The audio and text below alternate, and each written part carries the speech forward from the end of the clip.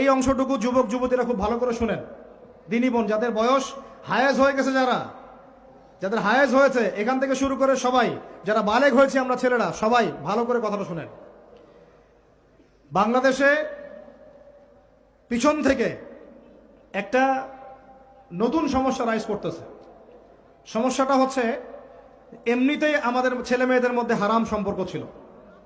এর স্কুলে কলেজে বিশ্ববিদ্যালয়ে যাচ্ছে, ফ্রি মিক্সিংয়ে পড়াশোনা করছে, বাসায় পর্ন দেখছে, ওখানে গিয়ে মেয়ের সাথে হারাম সম্পর্ক হচ্ছে, তারপরে প্রেমের সম্পর্কের নামে জেনা হয়ে যাচ্ছে, জেনা হওয়ার পরে ছেঁকা খেয়ে মাদক, তারপরে গান বাজনা বাদ্যযন্ত্র ইত্যাদি ইত্যাদি, জীবনটা শেষ। এদিকে ওই ব্যভিচারী মেয়েরা কারো কারো ঘরে যাচ্ছে, দাঁড়ান আমাকে বলতে দেন, ব্যভিচারী মেয়েরা কারো কারো ঘরে যাচ্ছে, ওদেরকে নিয়ে আপনারা আবার সংসার করতেছি। এই হচ্ছে না সিচুয়েশন। একজনের 5টা গার্লফ্রেন্ড, একজনের 4টা গার্লফ্রেন্ড, আরেকজনের 3টা বয়ফ্রেন্ড, 4টা বয়ফ্রেন্ড, এই ধাপগুলো পার হয়ে এরা সংসারের জীবনে আসতেছে।